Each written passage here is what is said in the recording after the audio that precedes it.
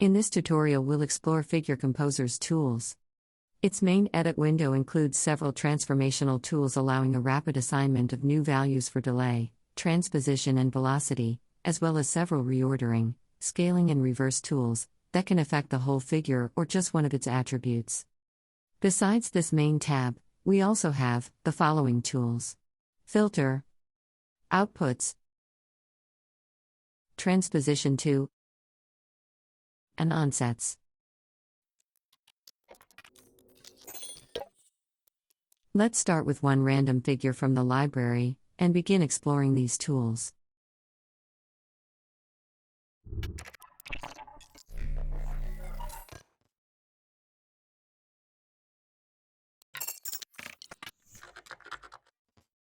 This first set of rotate buttons performs a rotation of the figure's onsets.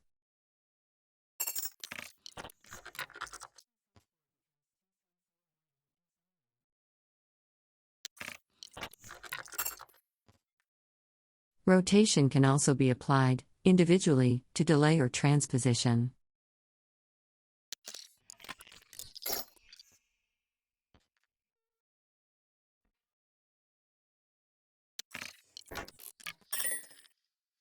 Inside Figure Composer window there is a original/modified toggle, allowing the user to constantly playback and compare the result of his actions with the original object. At any moment, any given result can be stored in the figure's library. You can use the multi-toggle labeled backwards to reverse samples.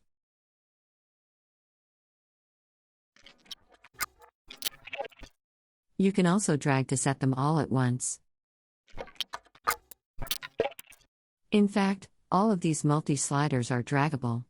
Each slider corresponds to a sample, so, when you click drag over it, you're setting new values to the corresponding parameters.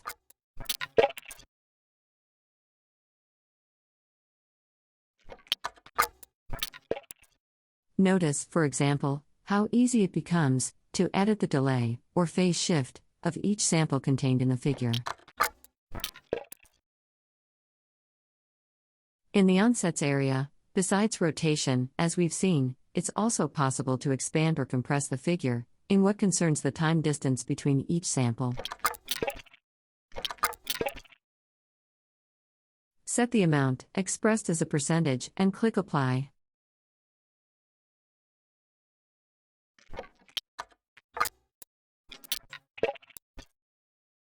You can also reverse the sample order.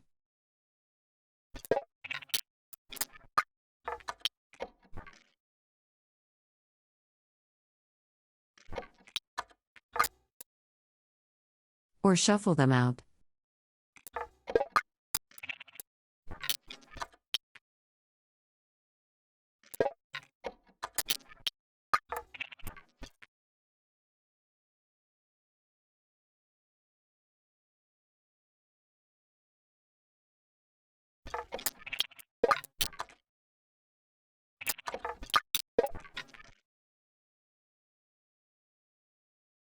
Remember to compare it with the original, and save as a new one if you want.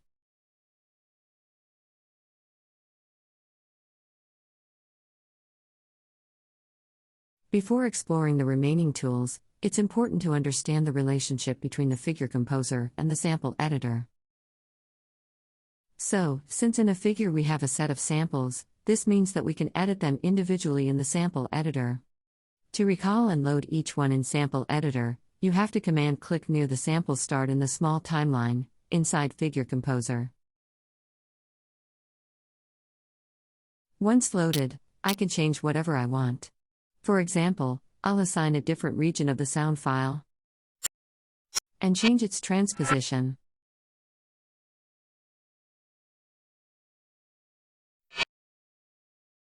Notice that the one we've loaded was this tiny one here.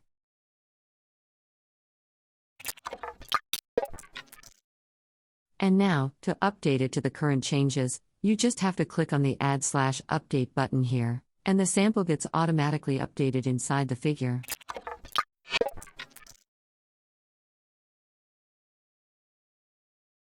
Notice this small panel inside the sample editor.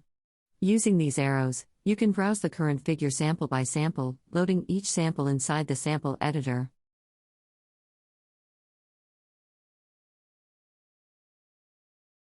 If you've made some changes but you want to discard them, reloading the original sample, just press the Recall button.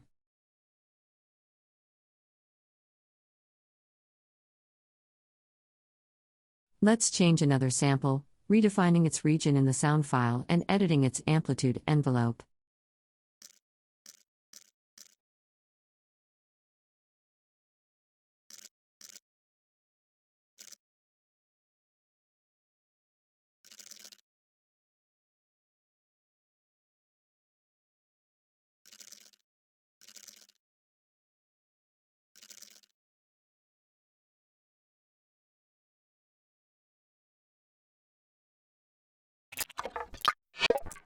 This ends this tutorial. Thank you for watching.